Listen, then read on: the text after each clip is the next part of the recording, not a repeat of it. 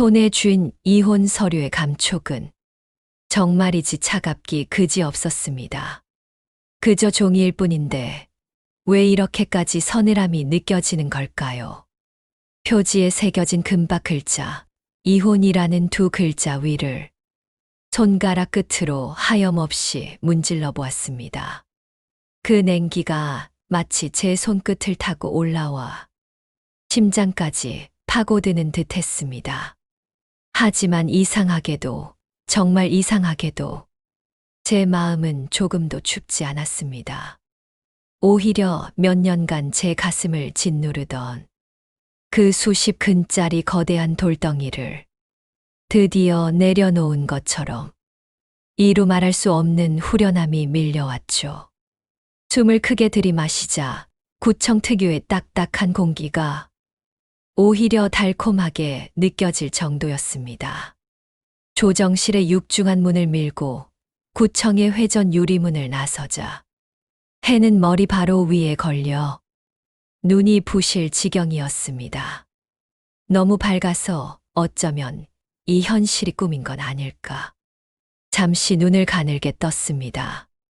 제 곁에는 이제는 전 남편이 된 이민준 씨가 온화한 척 그토록 잘 꾸며대던 결혼 전에 그 가면 같은 얼굴은 간데없이 짜증이 가득 밴 기색을 조금도 감추지 못하고 있었습니다. 그랬죠. 이 사람은 원래 이런 사람이었지. 그의 마음은 이미 이뮤라라는 그 여자에게 날아가 있었겠지요. 아니, 어쩌면 이혼 절차가 생각보다 길어졌어. 그녀와 떠나기로 한 비행기 시간을 놓칠까봐 조바심을 내는 것일지도 모르겠네요. 휴대폰 화면을 켰습니다. 액정 위로 방금 구청을 나오며 스쳤던 먼지가 살짝 묻어 있었죠. 시간은 오전 10시 3분을 가리키고 있었습니다. 불과 하루 전, 정확히 24시간 전, 이 시간. 저는 그 집의 차가운 부엌 바닥에 무릎을 꿇고 앉아 시어머니 박영숙 여사가 제일 좋아하는 전복죽을 끓이고 있었습니다. 최상급 완도산 전복을 구해다가 내장까지 곱게 갈아 참기름에 달달 볶아내던 그 정성. 하지만 그 정성은 언제나 비웃음으로 돌아왔습니다. 죽이 너무 묽잖니. 넌 어쩜 이렇게 손끝이 야무지질 못하니. 그릇을 밀어내며 내려놓던 그 냉랭한 목소리. 유라였으면 이렇지 않았을 텐데. 걘 참 싹싹해서 나를 편히 모셨을 거다. 그 말, 그 모든 서름을 꿀꺽 삼켜냈던 제가 참 바보 같았다는 생각이 들었습니다. 왜 그랬을까요? 왜 그렇게까지 미련했을까? 화면의 숫자가 10시 4분으로 바뀌는 순간 이혼 서류의 마지막 도장을 찍고 나온 지 정확히 1분이 지났습니다. 그때였습니다. 어젯밤 마지막으로 통화했던 어머니의 목소리가 머릿속을 강하게 스쳤습니다. 병원 일로, 또 슈퍼마켓 일로. 평생 고생만 하셔서 거칠어질 대로 거칠어졌지만 세상에서 가장 따뜻했던 그 손길. 제 손을 꼭 잡으시던 어머니가 그러셨죠. 우리 딸 수정아. 이혼하게 되면 절대 망설이지 마라. 판결문 받는 즉시 내 명의로 된 그 블랙카드 10장부터 바로 정지시켜. 그 사람들 내가 그렇게 나올 줄 꿈에도 모를 거다. 그러니까 아주 작은 틈도 주지 마. 단 한 푼도 그 사람들 손에 남겨줘선 안 돼. 어머니의 그 단호한 눈빛을 떠올리며 저는 곧장 구청 앞 버스 정류장 벤치에 자리를 잡았습니다. 등받이에 몸을 기대자 차가운 쇠의 감촉이 등을 타고 올랐죠. 긴장감보다는 드디어 그들과의 지긋지긋한 고리를 완벽하게 끊어낼 수 있다는 그런 해방감이 훨씬 더 컸습니다. 망설일 것 없었죠. 곧장 어머니, 회사와 제휴한 은행에 김 팀장님께 연락을 했습니다. 저와는 어린 시절부터 잘 알던 분이셨죠. 제 목소리를 듣자마자 무슨 일인지 짐작하셨는지 차분한 목소리로 전화를 받으셨습니다. 제 명의로 된 블랙카드 10장. 지금 이 순간부로 즉시 동결해 달라는 요청이었습니다. 그 카드는 작년에 어머니께서 저 몰래 만들어 주신 카드였습니다. 이게 내 든든한 배경이 되어줄 거다. 이씨 집안이 널 조금이라도 괴롭히거나 무시하면 이 카드 그냥 긁어버리고 당장 나와. 우리는 누구 눈치 볼 필요 없는 사람들이야. 그때는 참 어리석게도 민준 씨가 제게 얼마나 잘해주는지 아시지 않냐며. 시어머니도 절 힘들게 하지 않는다며. 이런 돈은 필요 없다고 오히려 화를 냈었지요.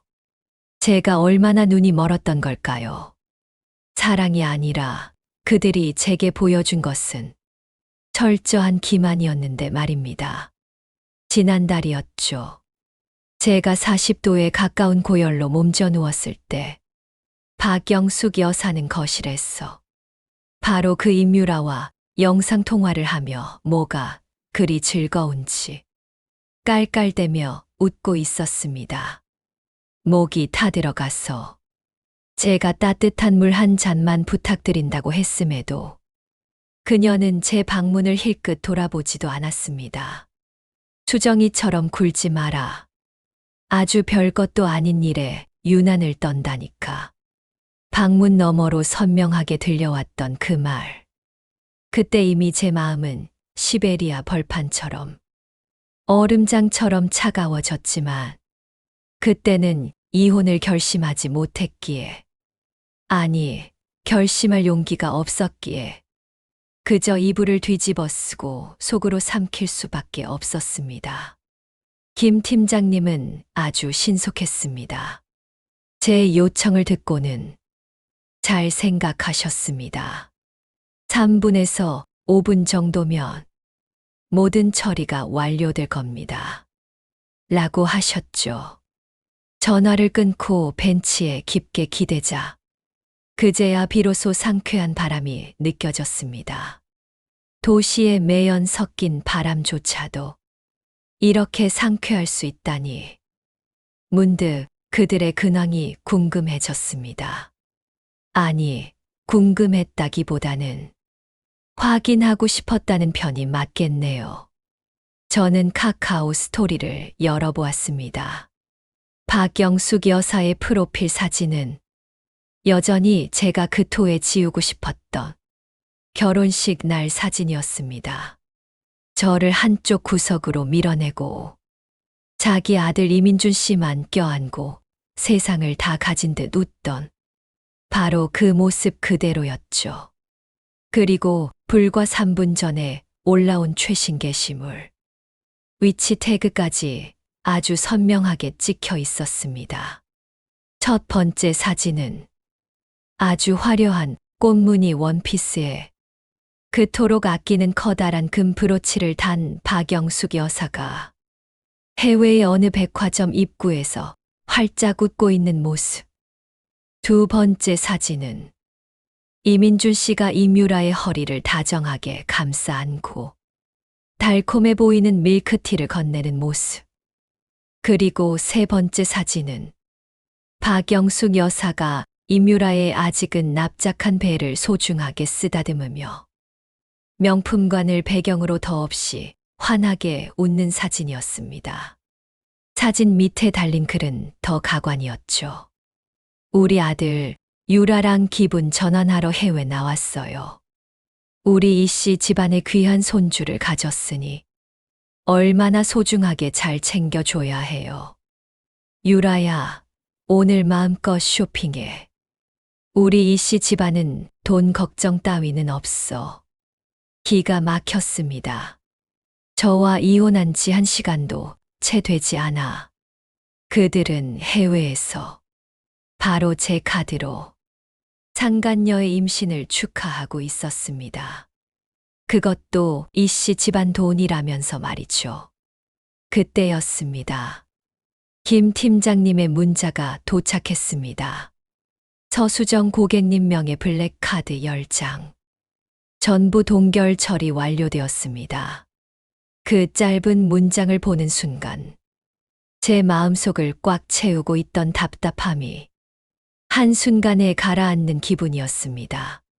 잠시 후 채 1분도 되지 않아 휴대폰이 미친 듯이 울리기 시작했습니다. 이민준 씨였죠. 받지 않으려다 마지막으로 무슨 말을 하는지 듣고 싶어서 통화 버튼을 눌렀습니다. 다급하다 못해 거의 비명에 가까운 목소리였습니다. 서수정, 너 지금 카드에 무슨 짓을 한 거야? 결제가 안 되잖아. 저는 제가 낼 수 있는 가장 차가운 목소리로 아주 천천히 응수했습니다. 무슨 짓이라니. 그 카드, 내 명의야. 그리고 우리 방금 이혼했잖아. 내 돈으로 당신들이 호강하게 둘 이유. 나한테는 1%도 없어.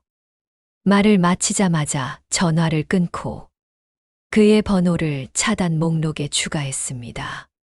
이런 사람과는 더 이상 단 한마디도 섞을 필요가 없었습니다.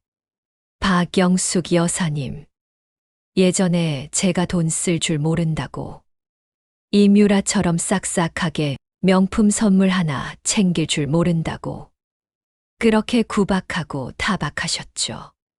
오늘 제 카드 없이 당신들이 그 좋아하는 명품 가방 하나, 구두 한 켤레, 살 수 없는 꼴을 제대로 보여드리게 되어서 참 다행이라는 생각이 드네요. 집으로 가는 버스에 올랐습니다. 창밖으로 스쳐 지나가는 풍경들을 보니 지난날의 서름이 파도처럼 밀려왔습니다.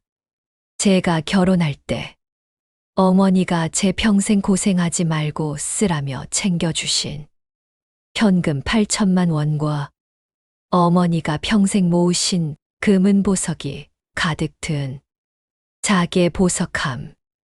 박영숙 여사는 그걸 보자마자 눈을 번뜩였죠. 자기가 더 안전하게 대신 보관해 주겠다는 핑계로 가져가서는 나중에는 제게는 너무 촌스럽다며 먼 친척 조카에게 줘버렸다고 둘러댔지요. 그때는 그 말을 곧이곧대로 믿었던 제가 바보였지. 나중에 생각하니 분명 이뮤라에게 주려고 어딘가에 꼭꼭 숨겨뒀을 겁니다. 2년 전 민준 씨와 작은 사무실이라도 얻어보자며 창업 자금 2천만 원이 부족해 어쩔 수 없이 예단비 일부라도 쓰려 했을 때도 그 돈은 이제 엄연히 이 씨 집안 돈이라며 밥상을 손바닥으로 치며 불같이 화를 냈었죠. 내가 벌써부터 돈에 손을 대. 이러다 나중에 집안을 다 말아먹으면 어떡하니? 이민준 씨는 그 말에 한술 더 떠서 어떻게 엄마 돈에 손을 댈 생각을 하냐며 저를 타박했고요. 심지어 문 밖에서는 이웃들에게 제가 분수를 모르는 며느리라며 온갖 험담까지 하고 다녔습니다. 이뮤라가 본격적으로 나타난 후로는 그 괴롭힘이 더욱 심해졌습니다. 그녀는 수시로 저희 집에 드나들었고 박영숙 여사는 저를 대하는 것과는 비교도 안 될 만큼 다정한 목소리로 귤을 까먹여주며 제 험담을 안주 삼아 늘어놓았지요. 수정이는 너무 답답해. 안 그래? 네, 어머님. 언니는 좀 세상 물정을 모르는 것 같아요. 그 두 사람이 주고받던 역겨운 대화들. 작년 제 생일. 기억하기도 싫지만 어머니가 큰맘 먹고 사주신 100만 원짜리 가방을 이뮤라가 뻔뻔하게도 탐내자 가방 하나 가지고 쪼잔하게 군다며 동생한테 그 정도도 못 해주냐며. 결국 제 손에서 빼앗아 그녀의 손에 쥐어주다시피 했습니다.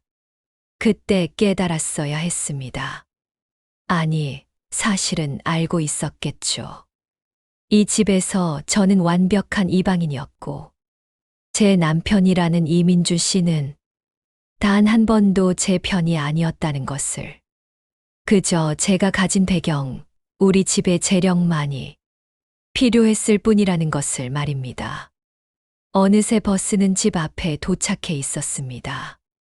문을 열고 들어가자 어머니는 저를 보자마자 아무것도 묻지 않으시고 따뜻한 물 한 잔부터 건네주셨습니다.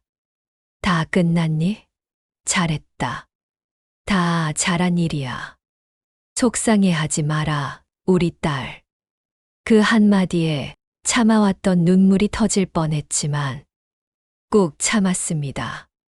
이제 울 때가 아니니까요. 어머니께 카카오 스토리 사진을 보여드리자. 어머니는 뻔뻔하기가 짝이 없다며 저보다 더 분노해 주셨습니다. 그때 모르는 번호로 전화가 걸려왔습니다. 받아보니 박영숙 여사의 그 안칼진 목소리였죠. 아마도 해외 로밍 전화였나 봅니다. 서수정, 너 지금 당장 카드 정지 안 풀어. 너 내가 누군지 몰라? 가만두지 않겠어. 협박이더군요. 하지만 저는 조금도 두렵지 않았습니다. 예전의 서수정이 아니었으니까요. 마음대로 하세요. 제 카드로 해외에서 흥청망청 쓰시면서 이제 와서 저한테 염치가 있으시냐고 묻고 싶네요. 전화를 끊고 그 번호도 망설임 없이 차단했습니다. 예전처럼 숙이고 물러서지 않겠다는 다짐을 하자. 어머니는 잘했다고, 아주 잘했다고 제 등을 토닥이며 웃어주셨습니다. 저녁 식사를 하고 소파에 나란히 앉아 텔레비전을 보고 있자 임유라의 카카오 스토리에 불만 섞인 글이 올라왔습니다. 모처럼 기분 내러 놀러 나왔는데 진짜 짜증나는 일이 생겼네. 기분 잡쳤어. 돈이 없으니 그토록 끈끈했던 모녀의 정도. 서서히 금이 가기 시작한 모양이었습니다. 고작 이게 시작일 뿐인데 말이죠. 그때였습니다. 제 휴대폰에 짧은 동영상 알림이 떴습니다. 제가 구독하던 해외 교민이 운영하는 가십거리 유튜브 채널이었습니다. 제목은 해외 명품 매장에서 만난 통 큰 가족. 보석과 가방 싹쓸이 쇼핑이었고, 위치는 박영숙 여사가 카카오 스토리에 올렸던 바로 그 백화점이었습니다.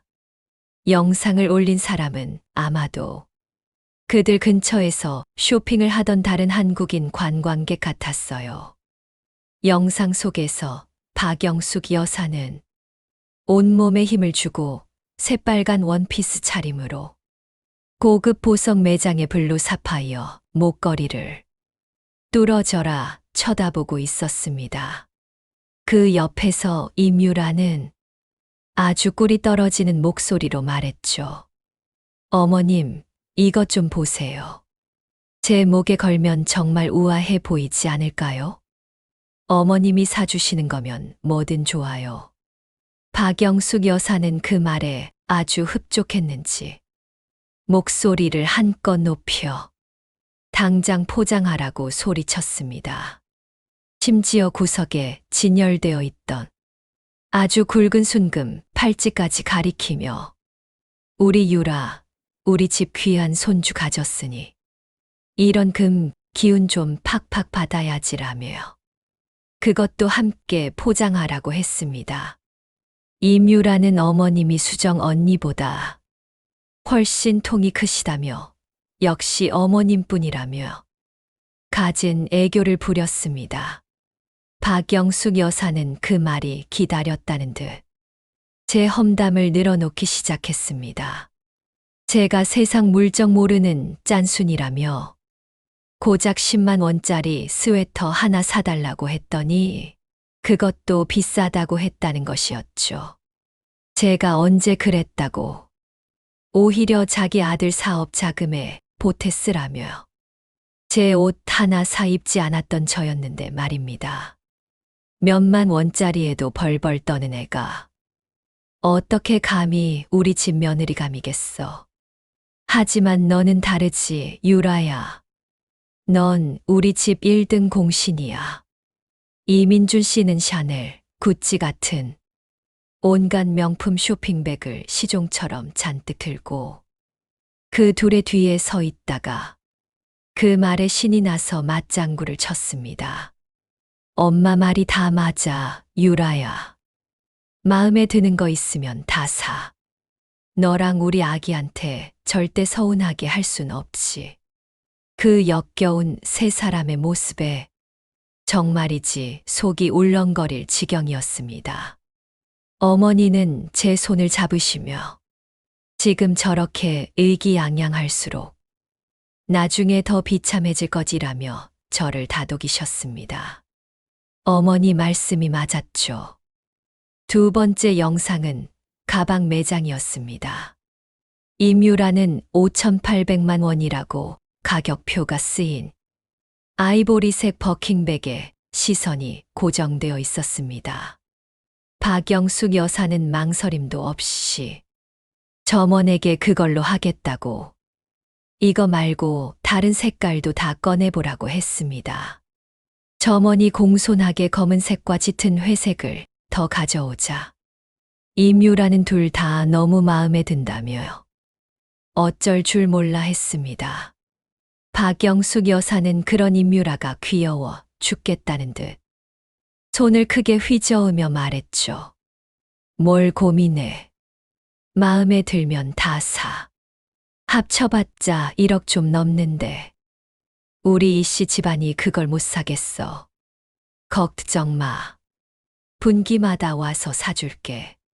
그녀는 일부러 주변을 의식하며 자기 아들이 1년에 수백억을 번다고 여기서 이렇게 구경만 하는 저 불쌍한 사람들과는 차원이 다르다고 떠벌렸습니다. 그걸 또 믿는 사람들이 있었을까요? 임유라가 이번에는 루비 팔찌를 보며 이건 어머님께 선물하고 싶다고 하자 박영숙 여사는 집에 그런 보석함이 몇 개나 더 쌓여 있다며 오히려 이민준 씨에게 임유라에게 더 잘하라고 저런 애 만난 걸 복으로 알라고 호통을 쳤습니다. 이민준 씨는 그 앞에서 꼬리를 내리고 절대 우리 유라 서운하게 하지 않겠다고 엄마 말씀 잘 듣겠다고 맹세까지 했죠. 예전에 제가 시어머니와 사소한 문제로 다툴 때 늘 저에게만 참으라고 내가 이해하라고 윽박지르던 바로 그 사람이었습니다. 세 번째 영상은 의류 매장이었습니다. 아마도 모피 매장이었던 것 같네요. 임유라는 검은색 밍크 코트를 만져보며 감촉이 너무 좋다며 임신하니 추위를 많이 타는데 이게 딱이겠다고 말했습니다. 점원은 기다렸다는 듯이 이건 한정판 모델이라며 가격이 1억 2,800만 원이라고 했습니다.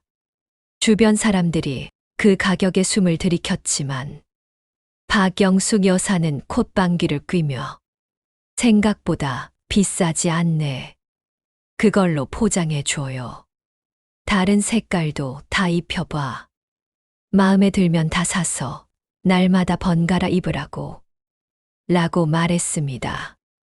결국 베이지색, 카멜색, 와인색 등 총 5벌의 코트를 전부 포장하라고 시켰죠. 그녀는 휴식 의자에 앉은 임유라를 부축하며 오늘 여기 있는 예쁜 거 다 샀어. 수정이 그 애한테 진짜 좋은 삶이 뭔지, 진짜 상류층이 어떻게 사는지 똑똑히 보여주자고 했습니다. 임유라는 신이 났어.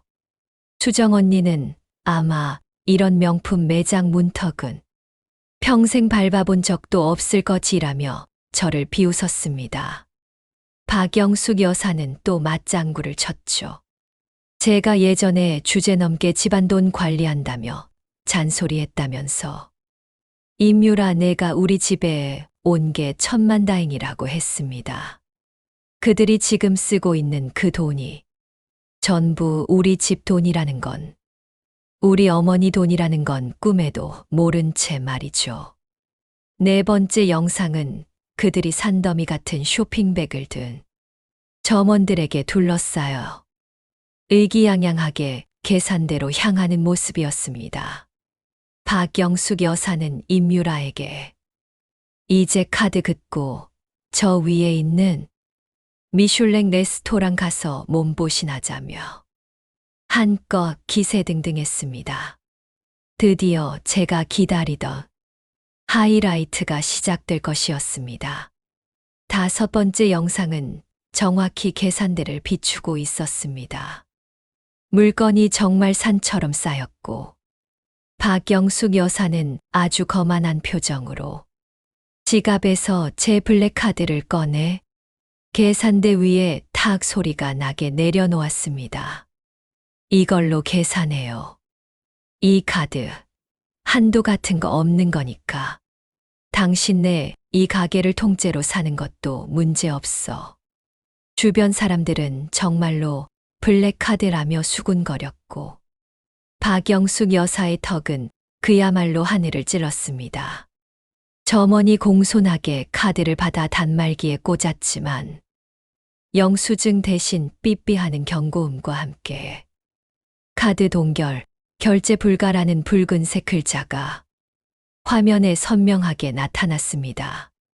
점원이 당황하며 몇 번을 다시 시도해도 결과는 같았습니다. 박영숙 여사는 당신네 그 고물 기계가 고장 났다고, 이 비싼 데서 무슨 짓이냐고 소리쳤고, 주변 사람들은 저거 혹시 가짜 카드 아니냐며 비웃기 시작했습니다. 결국 매니저가 도착했습니다.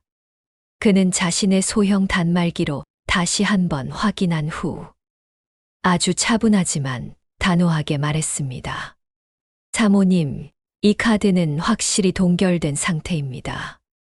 박영숙 여사가 어떻게 내 카드가 동결될 수 있냐고, 내가 뭘 잘못한 것 아니냐고 소리치자 매니저는 확인된 정보를 그대로 말했습니다. 오늘 오전 10시 5분 이 카드의 실제 주인이신 서수정 고객님께서 은행을 통해 직접 동결시키셨습니다. 서수정 고객님 명의의 블랙카드 10장이 오늘 오전에 모두 동결 처리되었습니다. 그 말을 듣는 순간 박영숙 여사의 얼굴은 하얗게 질렸습니다. 정말이지 핏기 하나 없이 백지장처럼 변했죠. 손에서 들고 있던 소형 단말기가 바닥으로 떨어졌습니다. 그녀는 서수정, 이 괘씸한 것이라고 허공에 대고 소리쳤지만 이미 소용없는 외침이었습니다.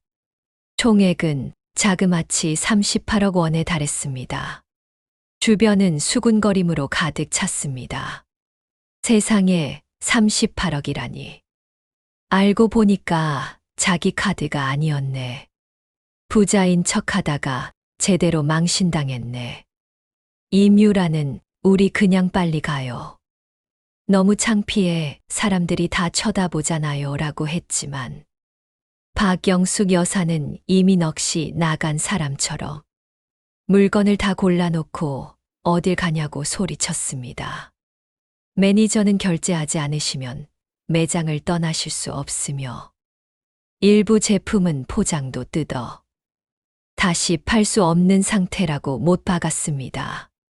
박영숙 여사가 이민준 씨에게 너는 돈이 없냐고 당장 어떻게 해보라고 다그쳤지만 그에게는 고작 현금 몇십만 원과 한도도 얼마 안 되는 카드 몇 장이 전부였습니다. 임유라는 이럴 줄 알았으면 내가 당신들이랑 쇼핑 나오지도 않았어라며 이민준 씨를 원망했고, 박영숙 여사는 내가 이렇게 탐욕스럽게 고르지만 않았으면 이 사달이 낫겠냐고 맞받아쳤습니다.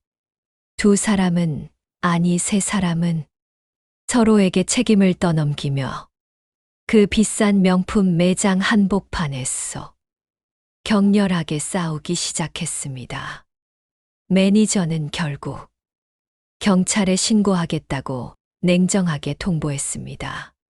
박영숙 여사는 경찰에 신고한다는 말에 그제야 겁을 먹고 여기저기 다른 사람에게 전화해 돈을 빌려보겠다고 애원했습니다. 하지만 예전에 언니, 동생 하던 그 수많은 부자 사모님들은 전화를 받지 않거나 상황을 듣고는 바로 끊어버렸습니다. 이민준 씨도 친구들에게 거절당하기는 마찬가지였죠. 심지어 한 친구는 내 어머니가 예전에 빌려간 500만 원도 아직 안 갚았는데 지금 당장 2억을 빌려달라고? 라며 오히려 핀잔을 주었습니다. 임유라는 절망한 얼굴로 나는 몰라요 소리를 지르며 가게 밖으로 쏜살같이 걸어 나갔습니다. 박영숙 여사가 붙잡으려 했지만 그녀는 나는 이민준 씨랑 결혼도 안 했어요. 내가 당신들 대신 이 돈을 내줄 의무는 없다고요라며 뒤도 돌아보지 않고 사라졌습니다. 아마도 그녀가 가진 돈으로 공항으로 바로 도망친 모양이었습니다. 매니저는 결국 경찰에 신고했습니다. 여기 명품 매장인데요.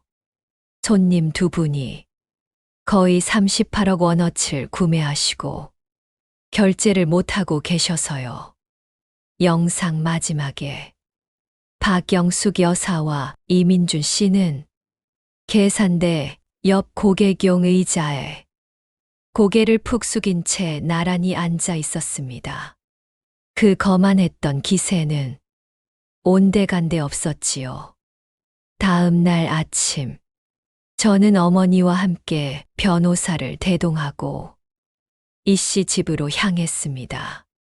박영숙 여사는 밤새 무슨 일을 당했는지 초췌하다 못해 피골이 상접한 얼굴로 문을 열고는 제 물건 같은 건 없다고 잡아댔습니다. 어머니는 조용히 제가 혼수로 가져온 현금 8천만 원과 금은보석 목록표를 내밀었습니다. 거기엔 박영숙 여사가 물건을 확인하고 직접 서명한 증거가 똑똑히 남아 있었죠. 그녀는 가짜라며 모르는 일이라며 발뺌했지만 어머니는 혼수 세는 것을 곁에서 도와주셨던 김 이모님을 증인으로 부르겠다고 했습니다. 김 이모님은 동네에서 발이 넓기로 유명했거든요. 박영숙 여사는 그제야 당황했지만 돈은 이미 다 썼고 보석도 어디 갔는지 없어졌다고 우겼습니다. 그때 이민준 씨가 방에서 나왔습니다. 저는 그에게 차갑게 요구했습니다. 제 혼수 당장 돌려달라고. 그는 돈은 자기가 사업 투자하다 손해봤고 보석은 정말 어디 있는지 모른다며 조금만 기다려 달라고 했지만 저는 오늘 당장 이 문제를 해결하지 않으면 횡령죄로 경찰서에 가겠다고 못 박았습니다. 변호사님도 옆에서 법적 조항을 읊으셨죠. 결국 이민준 씨는 안방 침대 밑에서 먼지 쌓인 제 보석함을 들고 나왔습니다. 다행히 어머니가 사주신 진주 목걸이에 진주 한 알이 빠진 것 외에는 대부분 그대로 있었습니다. 아마 임유라에게 주려고 빼돌렸다가 이번 일이 터지면서 미처 챙기지 못한 모양이었죠. 돈 8천만 원에 대해서는 박영숙 여사가 마지못해 3년 내에 상환하겠다는 차용증을 썼습니다. 물론 받을 생각은 없었지만 법적 근거는 남겨둬야 했으니까요. 그 집을 나서려는데 모르는 번호로 전화가 걸려왔습니다. 임유라였죠. 해외에 혼자 남겨졌는데 돈이 한 푼도 없다며. 언니, 제발 한 번만 도와달라고 울먹였죠. 저는 그저 냉소하며 나랑 상관없는 일이라며 전화를 끊고 그 번호 역시 차단했습니다. 나흘째 되던 날, 지역 뉴스에 그들 모자가 귀국했다는 짧은 기사가 떴습니다. 어찌어찌 지인들에게 돈을 빌려 보석금 5천만 원을 내고 임시 석방되었으나 해외 명품 매장에서 총 38억 원의 대금과 9억 5천만 원의 위약금을 청구하는 변호사 서한을 보냈다는 내용이었죠. 김 이모님 말씀으로는 그 후 며칠 동안 변호사들이 그 집 문 앞에서 빚 독촉을 했고 박영숙 여사는 빗자루를 휘두르며 난동을 부리다가 동영상 증거를 들이밀자 집 안에 숨어버렸다고 했습니다. 그날 밤에는 임유라가 어떻게 귀국했는지 집 아래층에서 이민준 나와 내 인생 책임져라며 울고불고 난리를 쳤고 박영숙 여사는 2층 창문에서 저 꽃뱀 같은 년이라며 온갖 욕설을 퍼부으며 물병을 던졌다고 했습니다. 참 볼만한 구경이었겠죠.